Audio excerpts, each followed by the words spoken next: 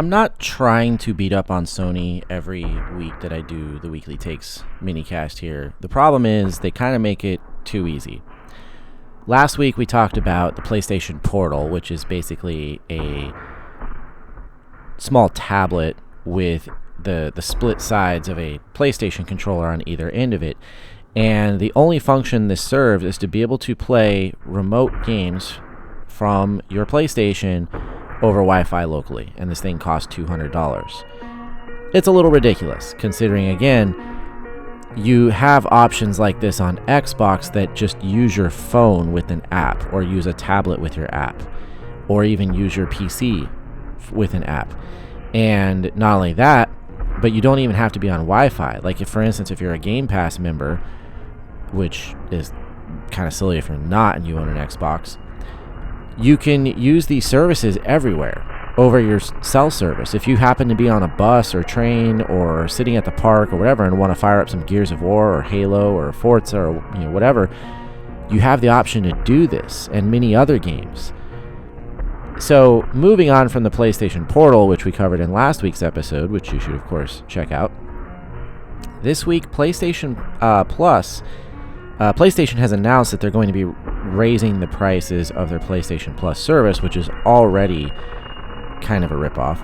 But PlayStation Plus to get more expensive on PS5. Here's the funny thing. They actually announced this right before... this article I'm reading actually mentions that the timing comes at an awkward time for the PlayStation family. While the PS5 is handily holding off Microsoft's Xbox Series Duo, which, whatever their hardware sales isn't exactly what Xbox is going for, September 6th also sees the release of Starfield, the new Xbox PC exclusive from Bethesda Game Studios. This is the date, apparently, that they're going to be raising the price on PlayStation Plus. So, a little bit of awkward timing, especially because on Xbox, if you have Game Pass, you get access to huge games like Starfield and later this year Forza Motorsport and hundreds of other games. So PlayStation Plus Essential is the lowest tier and it costs $80 a year. Now, I will say Xbox Game Pass does cost 16. Well, if you're getting Game Pass Ultimate, which is the best version of it, is $16.99 a month. This includes your online play. It includes access to hundreds of games. Also every Xbox Game Studios game that is published goes day and date on there. Many other games have launched on their release date on Game Pass over the last couple of years as well. One big one that I can think of was Sea of Stars just released on Game Pass, and that is a really great JRPG style game from Sabotage Studios. But anyways, PlayStation Plus Essential is going up $20 per year from $60 to $20. Well, what do you get for the Essential? Under Essential, it's access to online multiplayer, cloud storage for saves, which, bro, really? Cloud storage for saves has been a basic feature of Xbox in general for generations now. I believe since the Xbox 360 we've been capable of doing this, just as a feature of using Xbox. And 2 to 3 free games each month. Okay, that's kind of equivalent to what Xbox Live Gold offered. But that's it. For $60 a year, you got access to multiplayer, cloud storage for saves, which should just be a regular thing, and the 2 to 3 free games each month. Okay. Extra, which costs $134.99 a year, which is going up $35 from $100 a year. So right here, PlayStation Plus Extra is now we're already more expensive than Xbox Game Pass Ultimate. Extra also includes an online library of downloadable games. Now, when they say that, this is actually fairly limited. It's not hundreds of games. It's not games from every generation of Xbox. It's not classic games. It's not games from all different publishers and new releases that hit the service.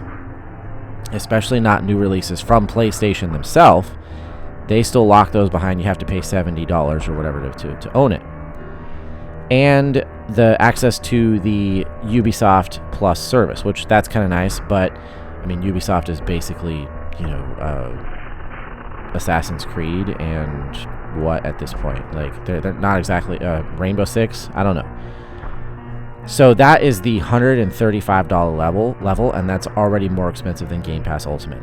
Then you have Premium, which is going up $40 from $120, which would have been equivalent to Game Pass Ultimate, to $160 a year. And you're getting what was already mentioned, but it goes further by including cloud streaming of games, a basic feature of Game Pass Ultimate, game trials, so now it includes demos, and access to a, quote, classics library of games from earlier generations, which, of course, those are, in abundance on Xbox Game Pass. It's just insane to me when you compare every year, every week, every month. It just feels like there's constantly reason to realize that Sony is by far the least consumer-friendly brand in gaming.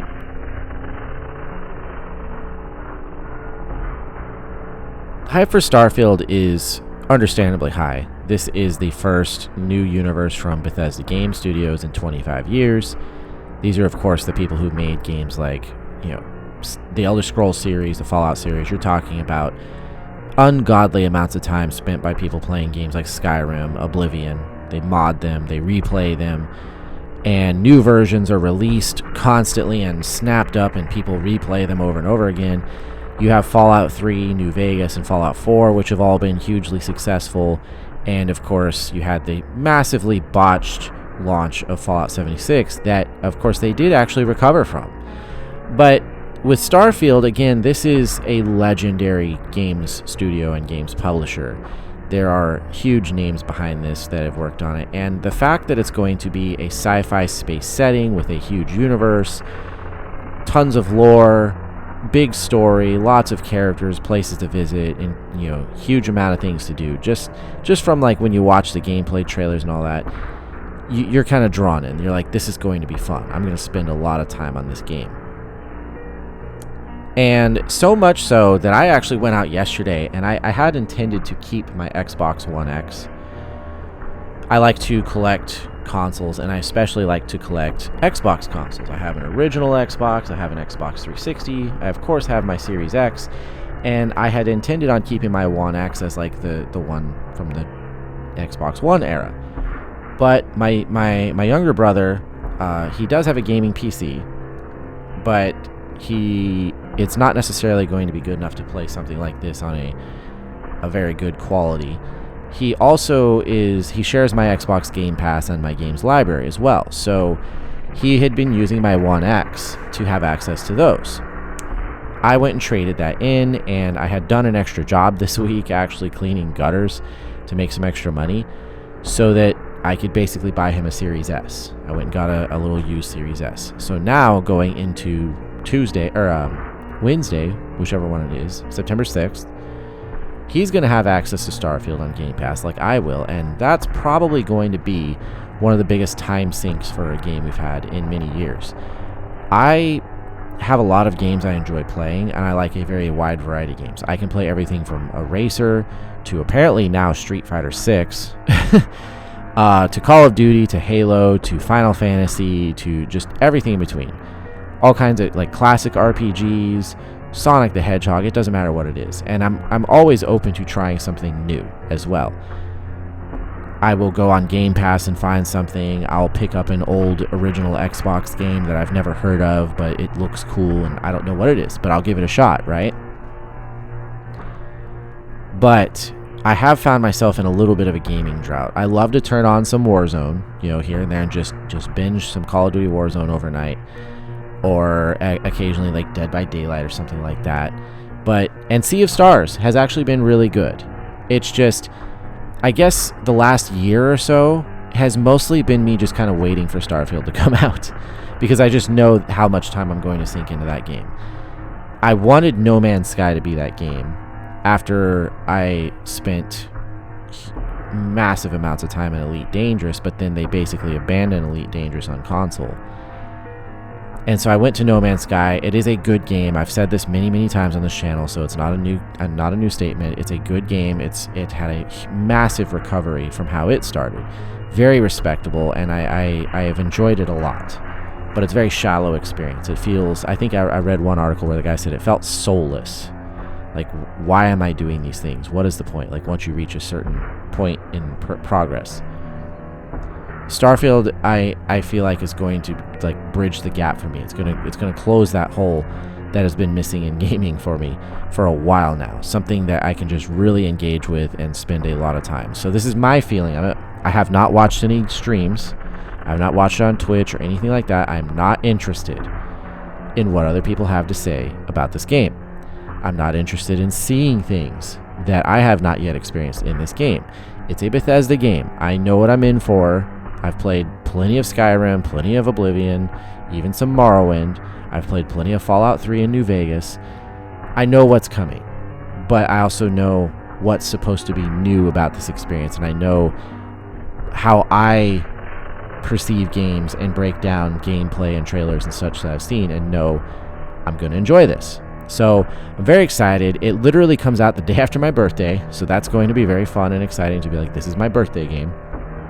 So hopefully you all are excited as well, and I will possibly going forward either do some shorts from the game or possibly do like a commentary video where I review it a little bit and give my thoughts on the game.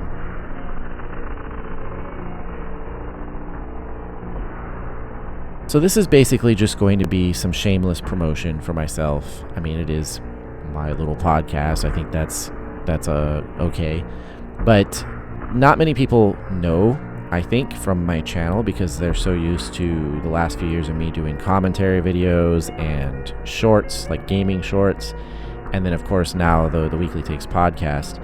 But for about a month now, I've actually been doing some live streaming. The problem is, I think for many people, it is kind of late. Monday, Wednesday, Friday, and Saturdays, 4 nights a week. I try to catch 2 kind of weekend nights and 2 weeknights. I start streaming about midnight, sometimes a few minutes before. The reason I do that is because I work as a server in the service industry, and I can't control my schedule. Sometimes I work at night, sometimes I have to close the restaurant. And by doing midnight, it does allow me to always make my schedule, so I can stay consistent. And I think it has possibly slowed how fast I can grow, but at the same time, I've only been doing it a month, and I'm kind of nobody. So I would like to just kind of reach out to anybody that listens to my podcast or has, pay attention to my other content. If you do have the time, you should check it out. It can be a fun time. I will say that the most entertaining streams, the best streams, are when I have at least a few people in the chat to talk to, because there's that interaction. And then obviously if you have an audience, it kind of helps you put on a show. Like, I can sit there and talk for sure to nobody, but if there is a couple people there to talk to, and even if they're not talking necessarily, if I just know that people are there and I'm watching videos or I'm reacting to some article or whatever's going on, then at the very least I know I need to kind of perform. I need to put on a show, and it changes your mentality and how you say things and what you do. And those streams have been pretty cool, I think. They've been fun for me. I hope they've been fun for my listeners. But I also wanted to say I really appreciate that I have a few people that have kind of come in here in this first month and stuck around, and they've made it very enjoyable for me. And so far, my tiny little community of like 3 or 4 people that regularly show up outside of my friends, because they count, but it's different. They've been really awesome, and I've seen them start to interact with each other in the chat, and of course with me. So I've definitely done some improvement. Originally I was using kind of a basic Streamlabs theme for all my scenes and transitions and all that kind of stuff, and I've slowly but surely, as I've learned the basics of streaming, because it's a very different ball game to go from doing edited content to live streaming and learning a whole new platform of how you put things together. But since I've done that, I've learned some basics, and now I've got kind of neat little animated scenes and stuff like that, like logos and lettering and all that. I think it looks a lot better than when I first started, and hopefully it'll continue to improve. I always try to make sure I continue to learn how to improve this stuff and make it a better experience for the audience, like for whoever's there, and a better experience for me, because I just enjoy it when it's cooler looking, right? I feel more legitimate. So anyways, like I said, this is just kind of a shameless plug. If you have not checked out my streams, There is a playlist of my past streams. You don't have to always, show up live or anything. You can go check out the videos on demand and let me know what you think there.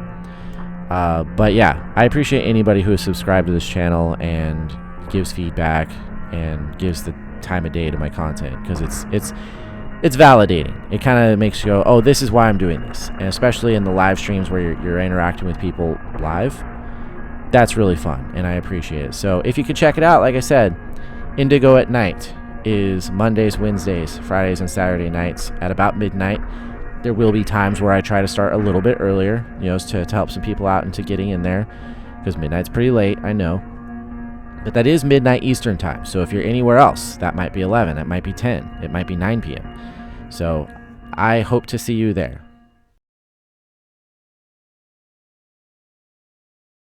Thanks again for checking out Weekly Takes. If you enjoyed this mini-cast, please subscribe to the channel for more. Check out the playlist for past episodes. Leave a like, and if you have anything to say, any feedback, definitely leave a comment, and we'll see you next week.